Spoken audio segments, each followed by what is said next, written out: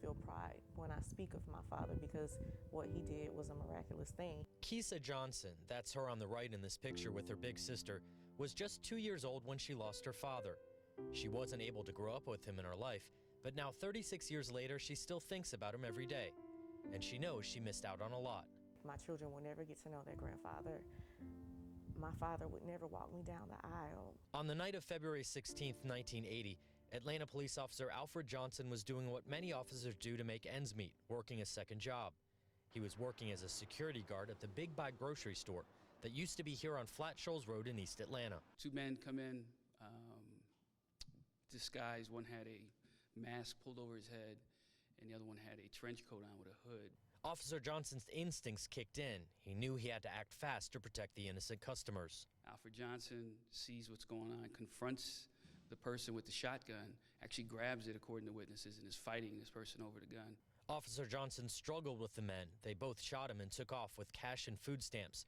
A third suspect was waiting in a getaway vehicle. People in the store just helped him until, ambulance got there, but unfortunately he died, like literally minutes after arriving at the hospital. Officer Johnson's daughter Kisa was too young to remember what happened, but his sister Jane, one of 4 of Officer Johnson's siblings, remembers it like it was yesterday. A fellow officer called to break the news. He called me and said, "Your brother's been shot." And my husband couldn't get me to the hospital to Grady fast enough. My mom came when she felt, because she said she knew before she got there that something inside of her had fallen. In the 3 decades since the murder, Officer Johnson's sister says she and the rest of the family think or talk about him every day. I wear this in honor of him. Sister Jane wears this necklace with her brother's badge number on it. It's a way to honor him and the sacrifice he made to protect and serve. But instead of dwelling on his murder, Officer Johnson's family tries to remember the good times and what made him so special. We had lots and lots of good fun with him. When he went away to be at the Job Corps, that's when after graduation, I knew he wanted to be something and do something with his life, and I've always respected that. Before becoming an Atlanta police officer, Alfred Johnson was a Marine. He was a hard worker who loved life, adored his children and his wife Mildred. And she adored him too. She never remarried, and in 2010, shortly after police reopened the case, made a plea for information. I used to go down to the police department and sit down there on a daily basis, trying to find out what happened to my husband. But Officer Johnson's widow has since passed without seeing justice in the case. Now her surviving relatives are carrying the torch, and so are Atlanta police. There's no case that's too old, but this is one of our own too. Veteran APD homicide detective Vince Velasquez has been working the case for 6 years. After reopening the case in 2010, investigators made some progress, but it stalled again.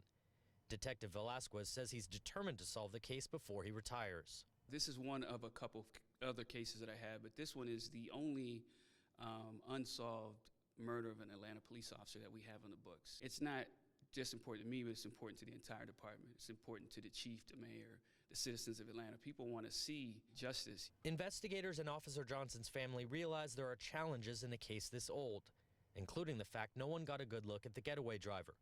But they're hoping after all these years, human nature has kicked in, and at least one of the 3 people involved has talked about it. So that's the hope, that these perpetrators over the years have bragged about it, killing a cop, bragged about, committing a robbery where an officer was involved. And they're hoping someone who's heard about what happened will finally have the courage to come forward and call Crime Stoppers to get Officer Johnson the justice he deserves. So even if it's someone who knows what happened and they don't want to tell who they are, they can remain anonymous. They can still receive a reward, and then that may put us in the right direction. It may sound cliche, but an arrest or arrests in the case would help bring Officer Johnson's family much-needed closure. They had the opportunity to spend with their family, or whatever path they went down. It was their choice, and they had the opportunity to do that, although they robbed us of ours. I have been angry. I have been hurt. Hurts more than anything. I have, of course, wanted justice. Until she gets that justice, Keisa Johnson is holding on to the few memories she has of her father and these pictures of her family, including this one that was supposed to be a family photo taken shortly after her father's murder. This was supposed to be a picture of the four of us. And when she passes these photos as she heads to sleep each night, she remembers the brave man who died protecting others. When I pray at night, I ask God to give him a